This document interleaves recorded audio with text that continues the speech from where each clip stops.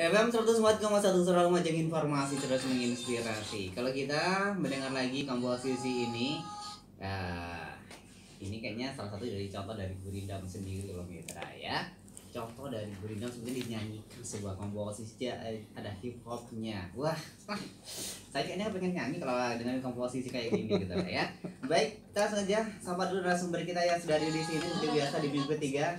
Setiap bulannya ada teman-teman dari Gatra. Selamat malam, assalamualaikum. Assalamualaikum. Waalaikumsalam.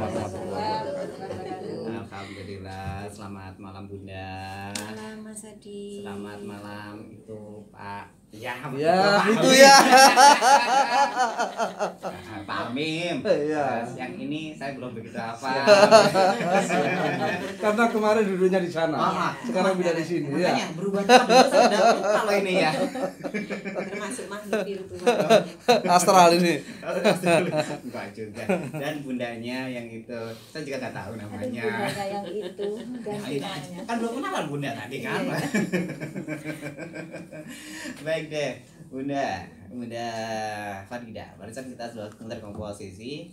Kayaknya kalau tadi saya lihat contekannya itu salah satu dari yang akan kita bahas untuk di malam hari ini. Iya, betul. Tapi sebelum dibahas, Bunda dikenalkan dulu dari depannya sama di sampingnya dulu. Kalau tadi kan Pak Hamid sudah saya kenalkan. Oke. Selamat malam para fans pendengar radio Suara Lumajang. Ini kita Gatra Lumajang kembali hadir dalam 1 jam ngobrol sastra bersama Gatra. Kali ini kita akan membahas masalah Gurindam bersama teman-teman yang siap nanti ngobrol-ngobrol bersama, yaitu yang di samping saya Mbak Dewi. Mbak Dewi. Selamat Selamat malam Mbak Dewi. Beliau ini selain anggota Gatra juga salah satu pengajar di SMK 1 Lumajang. SMK 1 Lumajang. Baik, berarti ibu guru ya. Guru.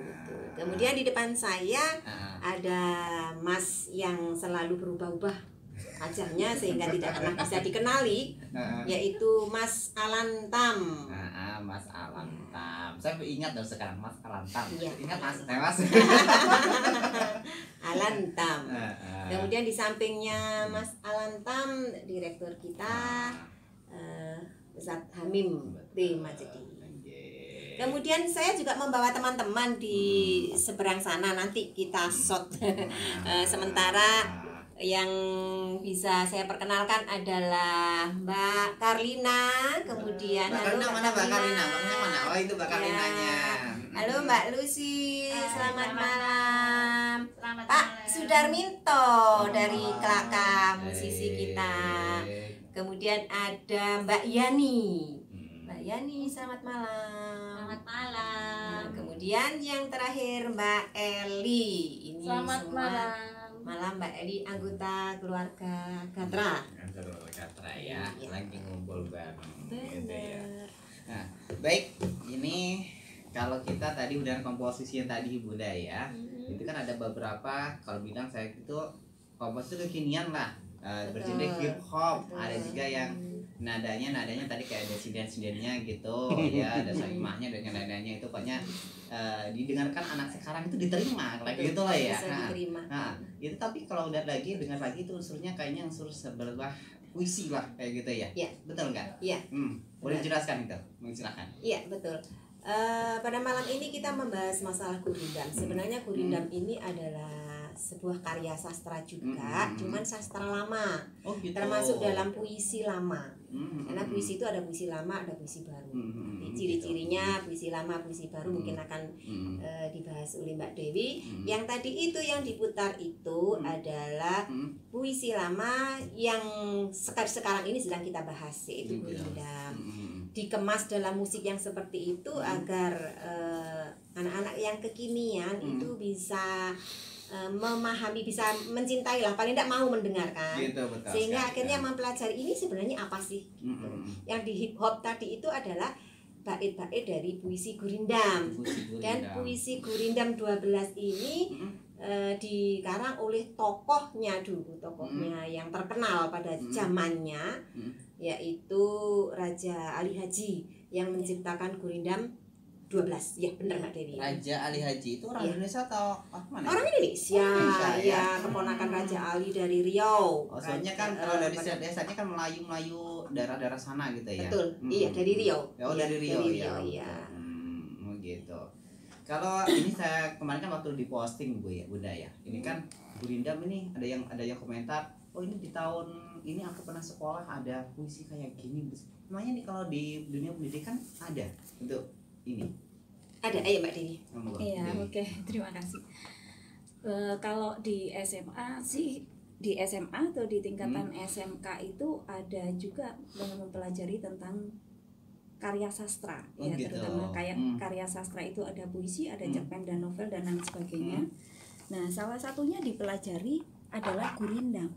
Tapi kebanyakan karena sekarang zamannya udah berubah ya, sekarang udah siswa sekarang tuh udah gaul-gaul semua ya. Jadinya kalau kita berbicara tentang Gurindam, sebenarnya kemarin ketika saya dikasih materi Gurindam, aduh, materinya sedikit, kemudian anak-anak yang merasa kekinian tuh males membahas Gurindam itu sebenarnya gitu. Karena Gurindam ya seperti yang dikatakan Bunda Farida tadi bahwa Gurindam adalah puisi kuno sebenarnya. Iya, lama dan itu terikat oleh aturan-aturan tertentu seperti pantun dan sebagainya.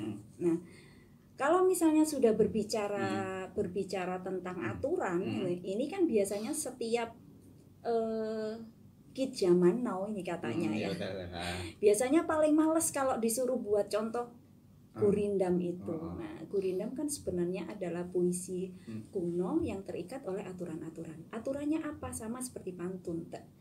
Cuman bedanya kalau di pantun itu terdiri dari 4 baris, kalau Gurindam hanya terdiri dari 2 baris. 2 baris saja. Dari 2 baris, iya, berrima AA atau BB itu. Gitu. Iya, sama. Setiap barisnya terdiri dari 10 sampai 14 kata. Jadi kalau Ki zaman now disuruh membuat contoh Gurindam, kebanyakan nih ya yang saya temui ya di kelas itu males-malesan, Bu, terlalu sulit buat saya gitu.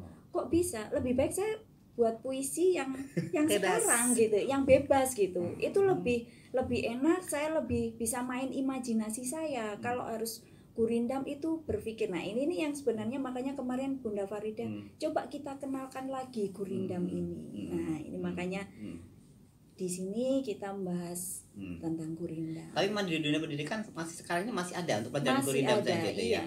Saya kira masih pelajaran tahun 90-an gitu. Oh, masih ada. Kalau di tingkat SD SMP mungkin ya. Kalau di tingkat SD SMP, kalau di SLTA kan sudah memang FAK ya, misalnya bahasa Indonesia gitu ya, lebih mendalam gitu. Membahasnya lebih mendalam.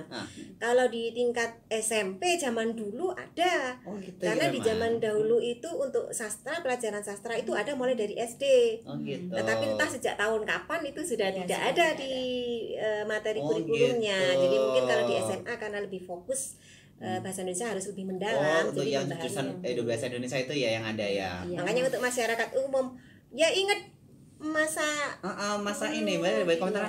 Aku ingat masaku dulu itu aku buat kayak gitu. Malah saya nggak tahu. Berarti termasuk anak-anak masa kini nih zaman now. Tadi aja saya dikasih materi Gurindam ya dulu gitu. Makanya saya pengen tahu. Ya kalau Ibrahim sendiri macam-macam Gurindam tadi kan kalau Bu Dewi kan udah bilang AAA BBB gitu ya. Itu rimanya. Itu rimanya. Kalau untuk macam-macam Gurindam sendiri, Mas Alam Tang, apa aja? Untuk saya Macam-macam Gurindam. Jangan nanti ngantuk kalau gitu aja. Iya. kebetulan saya sendiri lebih ke puisi kontemporer. Cuman saya sempat baca juga barusan sekitar mau berangkat ke sini sih baca. Oh gitu ya. Bisa mendengar saya berarti ya. Enggak usah ya. Kamu dengar tapi kan. Cuman saya rasakan di sana itu pada intinya sebenarnya itu Gurindam itu ini ya, ngikut ke asal katanya itu gini. Gurindam itu berasal dari kata India. Kata India, bahasa India. Girindam yang artinya itu bisa berpasangan, bisa juga sehat. Seperti itu. Jadi apa yang saya dapatkan tadi itu saya baca dua gurindam yang termasuk gurindam 12 karya Pak sih. Raja Ali. Gitu. Ali Haji. Jadi seperti itu. Dan untuk yang seperti dikatakan sama Mbak Dewi tadi itu memang puisi-puisi lama itu banyak aturan. Iya, Banyak betul. aturan. Jadi untuk anak-anak sekarang, termasuk saya kan masih anak-anak ya Mas ya. Alhamdulillah. Gini, kebetulan anak-anak zaman sekarang itu memang seperti saya itu memang agak malas-malas mikir ya, tapi suka melamun, suka Iya, berimajinasi, berimajinasi. gitu ya. Iya. Jadi mereka takut, bukan mereka, mungkin saya gambarkan saya sendiri. Saya khawatir antara imajinasi dengan logika ini tidak matching ya, tidak seimbang. Seperti itu. Ketika kita mengejar ke ini aturan pantunnya, aturan gurindamnya, imajinnya nggak dapat. Imajinnya nggak dapat. Seperti itu. Tapi buat saya ini sesuatu yang menarik dan sangat menantang. Insya Allah saya akan bikin. Nah, sekarang ya nanti bikin ya di